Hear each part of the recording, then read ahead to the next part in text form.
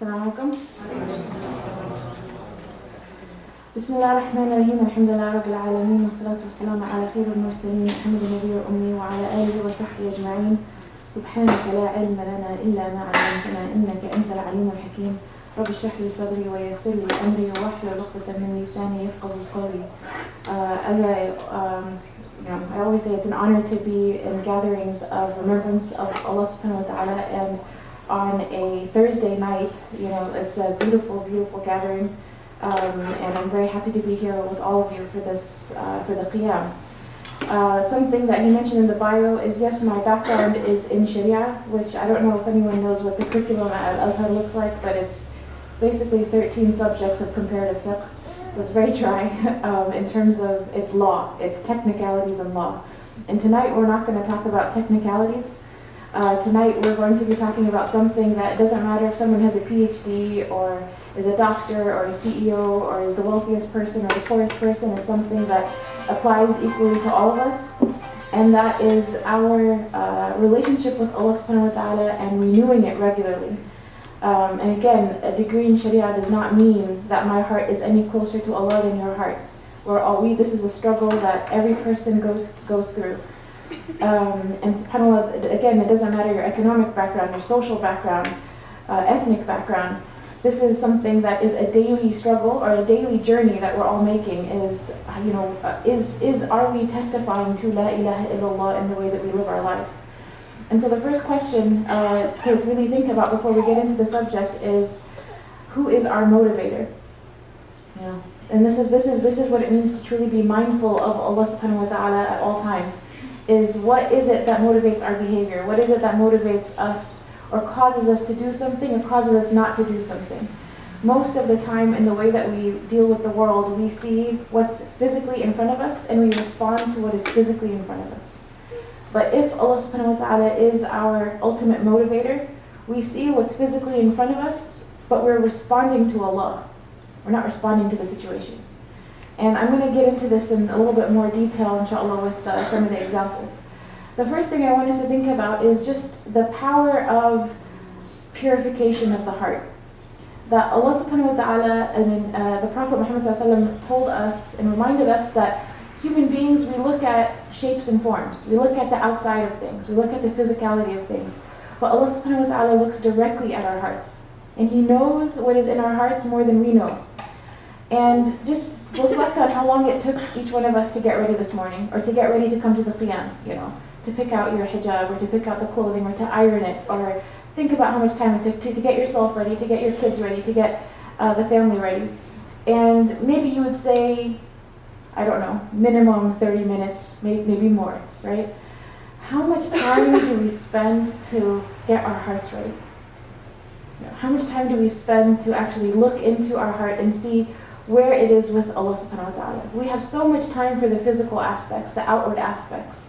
But again, Allah subhanahu wa ta'ala is looking directly at the condition and the state of our hearts. So even right now, in this moment, we have an opportunity, and then while I'm talking, we can take maybe just a few moments of silence just to renew your intention. Just to imagine that there is no one sitting here, I'm not sitting here, you are sitting here by yourself. And the other people are not here, and Allah subhanahu wa ta'ala is looking directly at your heart. And He's looking at the intentions in your heart. So let's spend maybe 30 seconds just to renew this and purify, even right now, practically, why we're here. That we're here, inshallah, to seek His pleasure, to learn something of benefit that will draw us closer to Him. That we're here for no other reason, inshallah, other than seeking Him. So just a few moments of silence.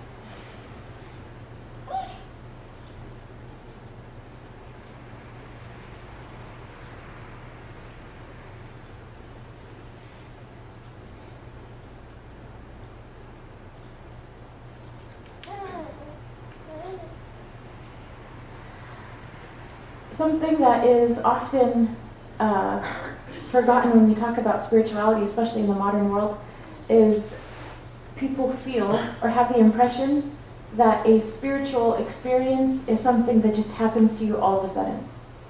Like you're walking and something happens, or one day something happens. And that's true. We have these types of blessings in our lives sometimes where you see something and it's a sign, it's a reminder of Allah, and that's a beautiful thing. But to really draw closer to Allah subhanahu wa ta'ala, that's a deliberate and conscious process. We're not waiting for like a wall to fall down on us, for us to remember Allah. We're not waiting for some haphazard situation. It's something that we have choice in. We have a deliberate and conscious ability to do something about where we are with Allah subhanahu wa ta'ala. One of the a primary thing in terms of coming closer to Allah subhanahu wa ta'ala on a regular basis is to understand Toba properly, to understand repentance properly. We have, alhamdulillah, I think in our community, a lot of, let's say, I'm looking around in this room, maybe most people from an immigrant background, right? And one of the things that tends to happen if you come from an immigrant, not necessarily, I don't want to stereotype, but just generally speaking in an immigrant background, when a person makes a mistake or a shortcoming, let's say in the family, the kid does something wrong, they lie, they steal something, the wife does something, the husband does something wrong, right? When they're trying to come back from their mistake, human beings make saying sorry very dramatic, right? We're not going to accept your apology. You need to do more. No, you're not really sorry. I don't believe you're sorry. If you were really sorry, you wouldn't do it again, right? And so what happens is when we create a lot of drama around apology and a lot of drama around the consequences even of apology, sometimes people take that psychology and think it applies to Allah subhanahu wa ta'ala. They think, you know what, Allah won't forgive me, what I did was so bad that there's no point in asking for forgiveness because it was so bad. I'm not truly sincere. They apply the way they get treated in life with other human beings, or maybe with their parents, or maybe with their, with other people, and they apply that psychology with Allah subhanahu wa ta'ala, and it's a huge mistake. It's a huge mistake. If people who, I'm not, again, calling out any particular race or culture, but if someone, is used to making this mistake in their family and they get chased around the dinner table with a slipper, then saying sorry becomes really hard, right? Admitting that you have a fault is really hard, because if you admit it, there's this big punishment and there's this big drama. I remember when I was younger, my parents would say "Khatabini bikash." You guys know what this is? Khatabini bikash. Any Afghans on the room? Yeah. It's just basically get up, make sujood and make Toba right away. And we were like 5 years old. We didn't know what we're doing. We just go into sujood. But I think that's still a better response than running around dinner tables. But subhanAllah, actually, I just came from a series of counseling sessions, and the number one thing that is coming up over and over again with Muslims is, I don't believe that Allah will forgive me. This is the number one thing that keeps coming up with young Muslims, is what I did was too bad. And when I ask them what they did, it's usually from even the minor sins. So subhanAllah, this is a wrong understanding of Toba. Or sometimes the understanding is, let me feel guilty for the rest of my life about this, and maybe that's Toba. So they keep beating themselves up. They keep remembering it and thinking no matter what they do, it's not out of their system. They have to, again, they think it needs to get beaten out of them. The sin has to get beaten out of them.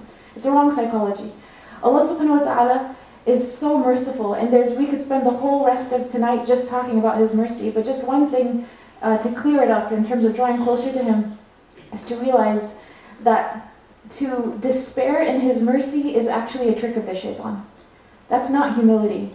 To say that Allah will not forgive me and I don't know if I'm truly sincere, all of that drama is one of the tricks of shaitan. And what he does is he wants you to do two things. He wants you to either despair in yourself or to despair in Allah subhanahu wa ta'ala. And to say that I don't know if Allah can forgive me or will forgive me, essentially what the person is saying is my sin is bigger than Allah's forgiveness. That's the real statement. That what I did is actually bigger than Allah. Astaghfirullah. That's impossible. That's impossible. But underneath it, that's what they're believing.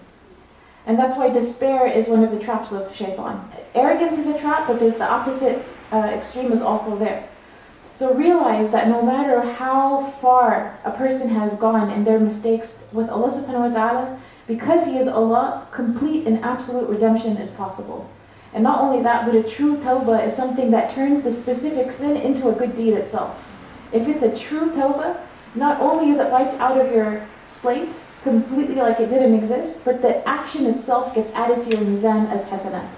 This does not happen in any other circumstance in life. So subhanAllah, sometimes the sin itself can be a reason for a person's elevation with Allah subhanahu wa ta'ala if they embrace Toba properly. Now there's 4 steps in Toba. I like to describe it as if a person has a key in their hand. Alright, like the key, if I were to give you a key, what is the purpose of a key? It's to open a door and get on the other side. Right? If I were to give you a key, the purpose of it isn't just to stare at it. Right? Like staring at the key doesn't benefit anyone. Holding on to this key doesn't, without doing anything with it, doesn't benefit anyone. But if I give you a key and you use it to open a door and get on the other side, now that you're on the other side, you don't even need the key anymore. You can throw it away, right? The key is to feel regret and remorse for the sin. Okay, that's the key. That's the first step of Toba. I feel guilty for this. But I don't just stay there staring at guilt. That's not the purpose of the guilt. The purpose of the guilt is that it's a reminder to go back to Allah subhanahu wa ta'ala and seek His forgiveness. So then to seek His forgiveness is to put the key into the door and open it. Then to make the intention that I will never do this again. Oh Allah, help me to never do this again. Ever. I'm done. I'm done with the sin. I don't want to do this again. That's to walk through the door and be on the other side. And if a person has harmed someone else, this is when they're seeking forgiveness from Allah subhanahu wa ta'ala. If there's anyone that's been harmed, they have to walk through that door bearing gifts. And what that means is you have to go back and give back the right that you had taken from someone. So if for example the sin that you're repenting for is backbiting, let's say you said something about someone, you backbited about them, how do you repent? Well, do you go to them and say, I need your forgiveness? No, that's not necessarily the way that you repent for backbiting. The way that you repent for backbiting is, what did you take from them? You took their honor. You spoke badly about them in front of others. So you have to go back to the same gathering and make sure their honor is restored. You don't have to go back and tell the person you made a mistake. You just have to go back and give back their right, which is to give that integrity. So if you would go back to the same person and say, I was wrong, whatever it was that you said, to restore their integrity.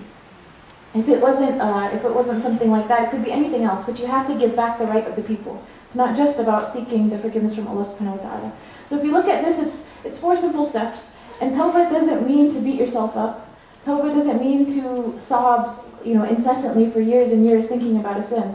Tawbah literally means, even in Arabic, it just means to turn back. It just means to turn back to Allah subhanahu wa ta'ala. And it's all the drama that we associate with admitting or professing guilt or whatever it is as a child that we might remember. We don't have to have that overly dramatic situation when it comes to our relationship with Allah subhanahu wa ta'ala. Again, we should feel guilty, but the purpose of Tawbah is not to just drown in it. That's not what Allah wants for us. He is greater than Him wanting us to punish ourselves, or greater than Him needing us to torture ourselves. It does nothing. That's not what He wants. He just wants us to turn back and to repent. When the scholars have talked about Tawbah, actually, subhanAllah, if you look at the writings of Imam Ghazali and Imam Ibn al-Qayyim, you find even in spirituality you have differences of opinion. And Imam Ibn al-Qayyim, he said something amazing. He said that the person who makes Tawbah, while they have true understanding of who Allah subhanahu wa ta'ala is, would forget that they even did the sin. They would forget that they did this, and after they finish the Tawbah, they would completely forget, because now they've done all that they can do as a human being, and it's in the hands of Allah, and so it's gone. It's not part of what's important to them. They don't remember it. And so he said, if you keep thinking about the sin, then somehow the way that you think of, you have taken away from the haqq of Allah. You've taken away from the right of Allah. Somehow in your mind, you have not understood the greatness of Allah subhanahu wa ta'ala as you should. Imam Ghazali says something different. He actually says that when a person has repented from a sin, they should cry over that sin whenever they remember it in life. So the thing is, kind of like as it is with fiqh, a lot of times the truth is both. If a person is becoming arrogant about themselves, then it's important for them to go back and remember their sins, because it helps them to remember what they could do, and that guilt can help control them from falling into worse things. But if a person is not falling into arrogance, then you go with what Imam Ibn al-Qayyim is saying. So you take both advices and you use them when they're beneficial. Something else that scholars have talked about when it comes to purifying our hearts for Allah subhanahu wa ta'ala is that there's takhliya before tahliyah. So you have to remove the bad stuff before you put the good stuff in. And when it comes to the bad stuff, again, Tawbah is the first path. But also that when it comes to the spiritual diseases, I mean, spiritual diseases can fall under many different categories, but all of them in some way can fall under a general category of an attachment to other than Allah subhanahu wa ta'ala. Any spiritual disease, you can trace it back to an attachment to other than Allah. So when it comes to takhliya, we have to actually let go of that attachment. We as human beings are, there's certain emotions that are healthy for human beings to have. There are certain attachments even that could be considered healthy for human beings to have. For the believer, if we seek these things from Allah subhanahu wa ta'ala, they're healthy, and when we seek them from other than Allah, they become unhealthy. So an example of that is there's three things, these are three primary human needs people talk about. Control, security or safety, and approval. If a person is not just seeking, but their understanding of all of these three concepts comes from Allah subhanahu wa ta'ala, they live in a detached but healthy way. But if they don't, then it becomes the exact opposite. These three things become the cause of their becoming further and further from Allah. So as an example, you've heard the term control freak. You've heard, people are control freaks, they need to control everything. Usually that same person who's a control freak is always, they have a lot of anxiety, they're also afraid if anything happens in a way that's not the way that they controlled. All of this psychology is problematic because it defies tawakkul. Tawakkul is to trust in Allah subhanahu wa ta'ala. It doesn't mean you don't affirm your own, take asbab, which means, you also have control over your choices. But if a person is frantic, it means they don't actually believe that Allah subhanahu wa ta'ala is in control of everything. There's something in their belief about Allah is that if I somehow as a human being fail, then everything is lost. And that's not the case. So we have to seek these things from Allah subhanahu wa ta'ala. And Allah subhanahu wa ta'ala says in the Quran, أَلَيْسَ اللَّهَ بِكَافٍ عَبْدًا. And subhanAllah, it's also mentioned that, let me translate, that is not Allah enough for His slaves. It's not Allah alone enough for His slaves. If we truly knew Allah subhanahu wa ta'ala, He would be enough for us. If we really understood His names. And that's why whenever I talk about tazkiyah, or purification of the heart, you can talk about the spiritual disease, but the cure is always, as I have found it, Allahu Alam, is always going back to one of the names of Allah subhanahu wa ta'ala and recognizing that name, like truly understanding this name. The disease could look like greed, but the cure is looking at Ar-Razaq or Al-Wasi'. Ar-Razaq is the one who provides sustenance. Al-Wasi' is the one who encompasses everything.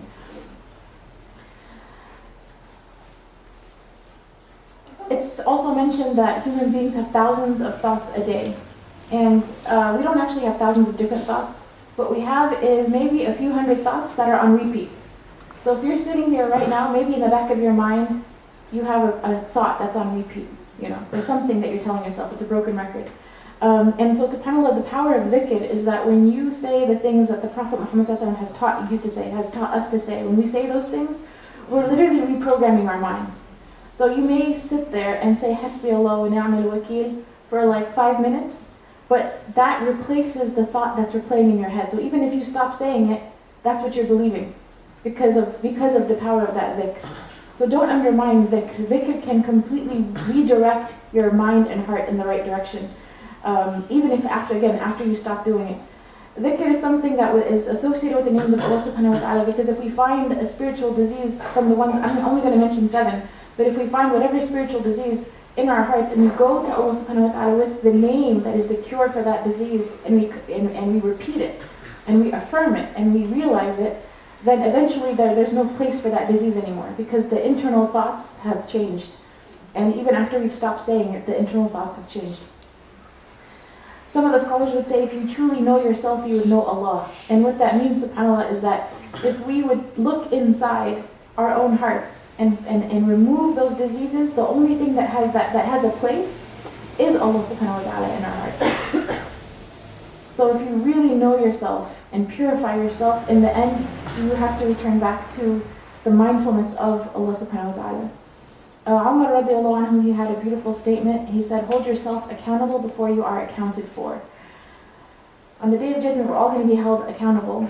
But again, as I mentioned earlier, we all got our clothing and everything ready today, but spending time just to get your heart ready for the day that we're going to meet Allah subhanahu wa ta'ala and answer for the way that we lived. One of the ways in which we can hold our hearts accountable and ourselves accountable is at every prayer time to use the 5 daily prayers as our stations for refueling. And I'm not going to get into how to do the steps of khushu' and whatnot, but I want to say that after salah or even in sujood, one of the ways that you can identify something that's a problem in your heart is look at the emotions that are there. What emotion is there? What strong emotion is there? If there's anything that's bothering you, literally anything that's bothering you, that's an opportunity to purify your heart from an attachment that's other than Allah subhanahu wa ta'ala. And to reaffirm His oneness, and to reaffirm His control, and to reaffirm that He's the one who ensures all safety. He's Al-Mawla, He's the protector. To reaffirm His approval, that human beings tend to seek love from all the wrong places. And He's the one to seek that love from. So the first spiritual disease I want to address quickly, is this one, stinginess and greed. If you find it that it's very hard for you to give to anyone, whether it's in charity or to give to a neighbor, or if you find that giving is hard for you, it reveals some kind of attachment to this world, attachment to other than Allah subhanahu wa ta'ala, and some beliefs that basically what you have is finite. Okay? The one who is generous knows that the source of everything that they have, all of their blessings, is Allah subhanahu wa ta'ala. So when they give, they never feel like they're losing, because they know it's not from them. They know it's from an infinite source. The one who gave them this month will give them next month. So they give very freely. They give very easily. And I'm not fundraising for the masjid, by the way. But they can give if you want to. They give, and subhanAllah, when they give, they don't feel like they lost. It's beyond just giving that, that they're generous, but they don't feel like they lost. They feel like they're the one that gained because they had this opportunity to give. And this generosity that they have is coming from a realization that, again, the source of what they have is Allah. It's not themselves. The one who finds stingy believes that this money or this wealth or whatever it is I have, I earned myself. It came from me. I am the source of this. And I am finite. So if I keep giving from myself, in the end there will be nothing left. Right? So the person who's stingy believes they are the source of their blessings. The person who is generous knows Allah subhanahu wa ta'ala is the source of their blessings. So the spiritual disease that's there would be alleviated when they understand that Allah subhanahu wa ta'ala is Ar-Razaq, that Allah subhanahu wa ta'ala is the one that is the sustainer and the provider for them at all times. Actually in the Quran, the rich people who are basically stingy, it's just they're described as they believe they have their wealth because of a special knowledge they have. And if you ever meet rich people that are, let's say, inshallah, not Muslims, so inshallah Muslims don't have this problem, they believe that they got there because they read this book and they attended this training and they did things right and they didn't, they made smart choices their whole life, and they're rich because they did the work to become rich. They believe it's their knowledge, what they did. They don't know that in the end, who was the source of that knowledge? Who was the source of all those blessings? And you see people who work very, very hard, and they are very, very smart, and they're not meant to have the same amount of wealth. And you have people who are very lazy. They're just born into it. So subhanAllah, their equation is wrong. The equation they have in their own mind about themselves, about their wealth and blessings is wrong. And this is what prevents them from giving. The second spiritual disease is to fantasize about the haram, or to insist on sins. To dream about the haram, fantasize about it. And what's interesting about the word haram actually in English is if you take out the second A, the word is harm. Anything that you find which is haram in Islam is harmful for us in one way or another. Allah subhanahu wa ta'ala, when He sent this religion to us, you find two things that are common in any legislation and part of the Sharia, and any description, anything in fiqh, anything that's part of Islam is a purification and a mercy. Everything. Just think about something in Islam, a rule. Salah is a purification and a mercy. Hijab is a purification and a mercy. Zakat is a purification and a mercy. There's nothing that you can talk about with regards to Islam that's not either a purification, or that's not both a purification and a mercy. So what's forbidden is outside of what is purifying to us and outside of what is a mercy to us. It is a harm. The person who fantasizes about the harm does not believe that Allah subhanahu wa ta'ala is al-Hakim, that Allah subhanahu wa ta'ala is the most wise. Somehow they think there is benefit in this harmful haram thing, right? They've been tricked into it. This, whatever that thing is, whatever it is, it looks beautiful to them, or it looks attractive, or whatever it is. And they believe about Allah subhanahu wa ta'ala when they're looking at this, that Allah doesn't know, I know. That's essentially what it is. So to go back and to purify from this insisting on the sin, or to fantasize about the haram, is to recognize this name of Allah subhanahu wa ta'ala. The other thing is sometimes it's not that they don't think that it's wrong or harmful, but there's a benefit that they're receiving that they believe is more in that wrong thing than they can receive from Allah subhanahu wa ta'ala himself. So one benefit would be, I said this earlier, people seek love in all the wrong places. So most of the addictions, that people have, and I'm not talking about just like really bad ones, even food addictions, whatever it may be, substance abuse, they feel, watching Netflix for 6 hours. Sorry, I heard about that recently.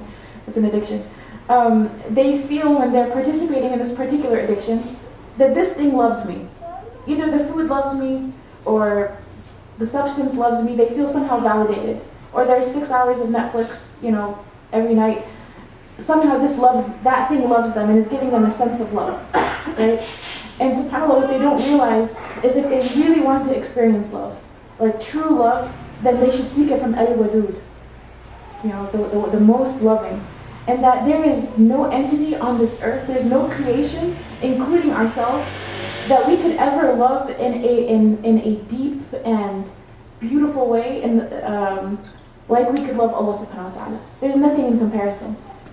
Even if we wanted to just love ourselves, we can't even love ourselves in such a way that is as beautiful or as enjoyable or as blissful as the love of Allah subhanahu wa ta'ala. So if a person is really seeking love, like a deep, deep, deep, beautiful, enjoyable love, then to seek it from Allah subhanahu wa ta'ala instead of these other things.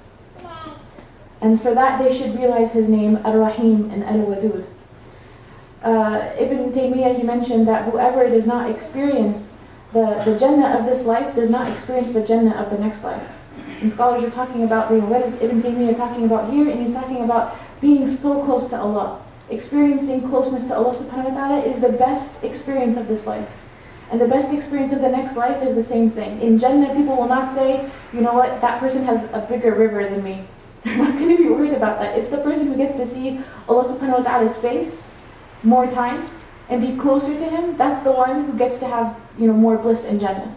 It's closeness to Him. It's the same thing. So in Jannah, subhanAllah, there's people who will only see His face once a week, and there's people who get to see His face a few times a day. May Allah subhanahu wa ta'ala make us of those who get to see Allah subhanahu wa ta'ala a few times a day. This is the true happiness. In this life, the true happiness is also with Allah. Pleasures come and go, right? And pleasures leave people feeling empty, usually, if it's an addiction. So they turn to it, and as soon as they're done with whatever it is, they feel horrible. But subhanAllah, when a person experiences true happiness with being close to Allah subhanahu wa ta'ala, if maybe it's in prayer, maybe it's in dhikr, maybe it's in a qiyam, as soon as they're done, they feel amazing. It's transformative. So seeking love from Allah subhanahu wa ta'ala is something that actually would turn us away from insisting on the minor sins or fantasizing about the haram. The third one is displeasure with the divine decree. And this one's a huge one. So something has happened in your life or someone's life and you just can't get over it. You just can't get over it. It was just so wrong. Whatever it was just a bad thing, and it could truly be a bad thing, but there's a difference between disagreeing with something wrong and disapproving in Allah or blaming Allah for that thing. And when a person is stuck, not able to get over something, maybe they don't even realize it. It's not a conscious thought that they're blaming Allah. But essentially what they're saying is the wrong thing happened somehow and they can't get over that. So they're saying, they don't realize it, but they're saying, oh Allah, you did something wrong because you did this to me. And that's why it's a very subhanAllah, there's a hadith about this where the Prophet Muhammad ﷺ talks about it, and he says in the hadith that if something should befall you, do not say, if only I would have done such and such. If only this would have happened, if only that. Don't open the door of saying if only. Instead say قَدَرَ اللَّهُ مَا شَاءَ فَعَلَ, that Allah ordained this and He does what He wills, because saying if only opens the work of shaitan. So when a person can't get over whatever it is, some people, their test is that they're not married yet. And deep down they're saying, oh Allah, why are you doing this to me? If only you wouldn't have done this to me. Maybe they're not saying it consciously, but what they're actually saying is, if only that brother would have, contacted my parents, or if only that sister, would have said yes, or they don't realize that underneath that statement, they may think they're talking about, events with people, but underneath that statement, they're literally saying, if only, oh Allah, you didn't do this to me. It's a problem. Because that statement is blaming Allah subhanahu wa ta'ala. And like I said, there's a difference between disagreeing with something and disapproving with qadr. So if someone does something that's harmful or bad, we're supposed to disagree. When we look at the conflict in Syria and we see something that is catastrophic, our response is to stand up and speak out about what's going on, and to stand for justice and to disagree. But it's not to blame Allah and say, oh Allah, you did this to the Syrian people. We're not supposed to blame Allah. And sometimes, again, people don't say it openly, but when people get hopeless about the world, that comes from essentially thinking that Allah did the wrong thing. And subhanAllah, so again, another example would be, we as Muslims disagree with the fact that disagree with the Holocaust, right? We disagree that the Holocaust, the Jews should not have been slaughtered in Germany. But the fact that it happened, we don't say, oh Allah, why did you do this in human history? Or why did you allow this to happen in human history? In the end, and this is very hard for human beings to realize, in the end, whatever is in the past is part of His qadr, so it's out of our hands. It's part of His divine decree. It's part of His divine plan. And if it's part of His divine plan, then there is perfection in His divine plan. So our job is to embrace it. When I say perfection, I don't mean that it's good. I'm saying Allah is perfect. And His divine plan, what I know of it, or what I understand of it, and what I don't understand of it is also perfect. My job as a believer is not to question Allah. My job as a believer is to look at what's beneficial, which is, what is my response? What do I have control over? I have control over my immediate choices. So how will I use my immediate choices to benefit the situation? Or to do the thing that I will answer to Allah subhanahu wa ta'ala for on the Day of Judgment. On the Day of Judgment, I'm not going to answer for all the people who were killed. But I'm going to answer if I didn't stand for justice. Right? And even these people, when you look at the pain and the suffering that people go through in this life, that one of the wisdoms that we should understand, or we should recognize when we look at the perfection of Allah subhanahu wa ta'ala's plan, is that in all of the good deeds in Islam, there's one good deed that in the Quran it's described as it's rewarded without measure. There's every other good deed, sometimes you have these ahadith, if you do this, it's worth this many times. If you do it in Ramadan, it's 70 times. If you do it this time, it's 700 times.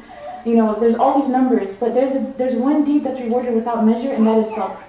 Patience, and patience that a person, true sabr is not just passively enduring something, but it's having faith and responding to the difficulty with what is pleasing to Allah subhanahu wa ta'ala. So when we see all of these images again, and the worst catastrophes, one of the things that happens in these catastrophes is the people who are going through this have to experience, I would say, prophetic levels of patience, right? What they're going through they require so much patience. And yet, in the next life, when we understand that sabr is what a person is rewarded without measure, the horrible, horrible, despicable thing that is the worst thing in this life is going to be the most beloved to them in Jannah. Out of all of their moments in this life, the worst thing from this life that they endured with patience is going to be the most beloved to them. And they will thank Allah for that moment, because they will say, it was from that moment that I became this close to you, Ya Allah.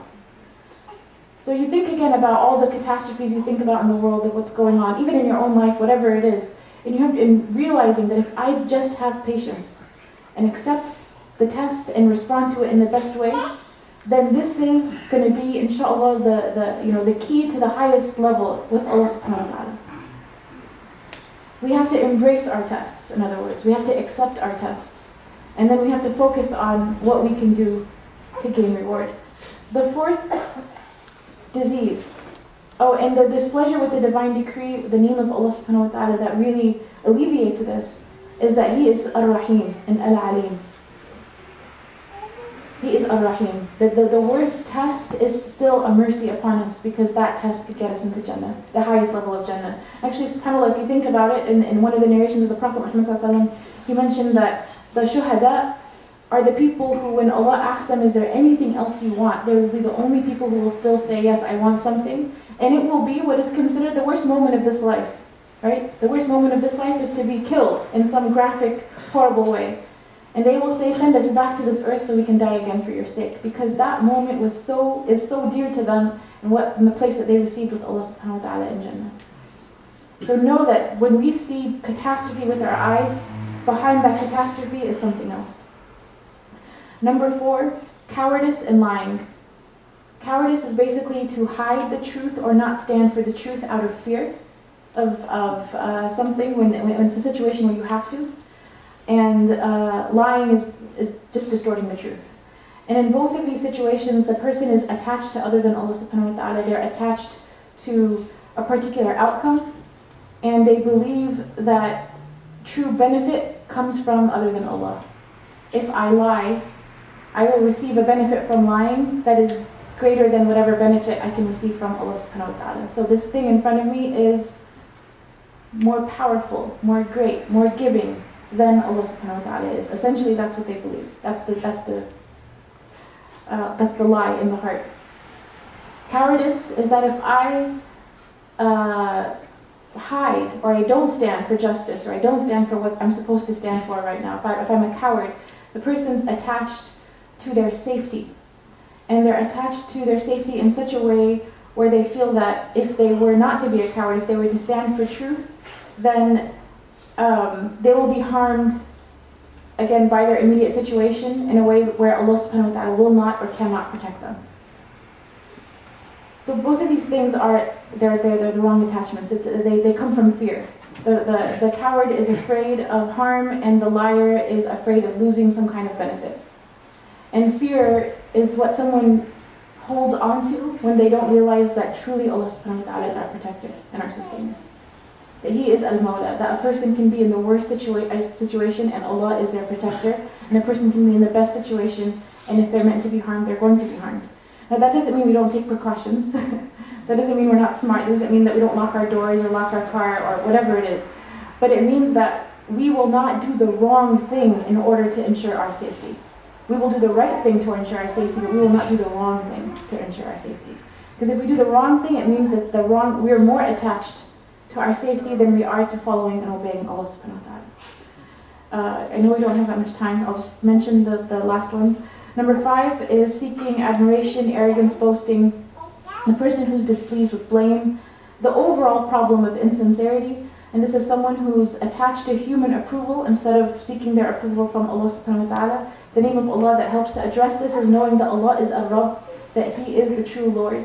And when we think about even lordship on earth in terms of power, that if a lot of people are in a room and there's a king, there's a lot of servants in a room and there's a king, and the servants are busy trying to show off to each other, and the servants can't benefit one another at all, and the one they should be trying to seek the pleasure of is this king, but they're ignoring the king completely, they're just showing off their clothes or whatever it is to each other. How silly would that be? And Allah subhanahu wa ta'ala is above any example, but essentially to seek the admiration or pleasure or benefit of anyone else other than Allah subhanahu wa ta'ala is ludicrous. And again, Allah subhanahu wa ta'ala is Al-Malik. He is the true king. He is Al-Hamid. He is the one who is worthy of all praise. Number 6 is antipathy towards death. Hassan al-Basri said that there is no reality that people treat as if it's not going to happen, like the reality of death. We see it every day. People die all the time. We go to janazas, we go to funerals, and as soon as maybe 2 or 3 days pass, people forget about the concept of death.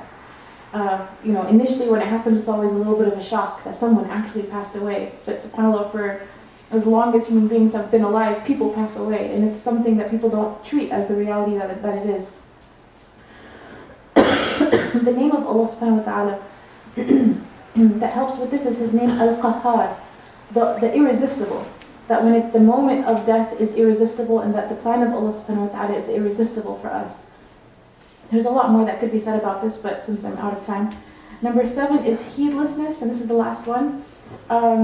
Heedlessness is possibly the most important, because it just means overall negligence of Allah subhanahu wa ta'ala. And it comes, when you first look at heedlessness, it looks like apathy, like I don't care. That's what heedlessness looks on the outside. But underneath I don't care, there's a lot of emotions. And those emotions are being what's the word? Blocked. They're being suppressed, exactly. There's something wrong. There's some emotion that needs to be examined and opened, because deep down there's some belief that they have about Allah subhanahu wa ta'ala that's making them shut down emotionally when it comes to Him. So that needs to be repaired. Usually it leads to despair. A person who's heedless of Allah subhanahu wa ta'ala, sometimes they have no hope in Him. Again, they're seeing their sins, or sometimes it's that they feel that, again, He was unfair in some way to them in their lives. Or that whatever mistake that they made is their definition. So to have husn al-dhan of Allah is the way of coming closer to Him. To always have the best assumption of Allah. That I have noticed something with people, subhanAllah, when it comes to growing in their relationship with Allah. The one thing that I would see in people who continuously grow towards Him is people who don't give up hope. If you have hope, and even in that hadith it says, وَلَا تَعْجَزْ, the one about not blaming Allah, or not saying if only. Hope comes up repeatedly in the Quran, comes up repeatedly in the advice of the Prophet Muhammad sallallahu alaihi wasallam. It's scholars say you should have a balance between fear of His displeasure and hope. But I want to say that in the end, after a person has done all they should humanly do, they should be on hope. After you've repented, all that stuff, you should be on hope. You should always have the best suspicion of Allah subhanahu wa ta'ala. And again, I've seen people who have fallen, and it's to major sins, and come back because of their good suspicion of Allah subhanahu wa ta'ala. They have come back and become amazing people. And I have seen people who have done very small things, but because they have lost hope in Allah, they're so far behind. They're not even trying. So it really comes back to reaffirming our hope in Allah subhanahu wa ta'ala. And to reaffirm our hope, there's no way you cannot have hope in Allah when you get to know His names.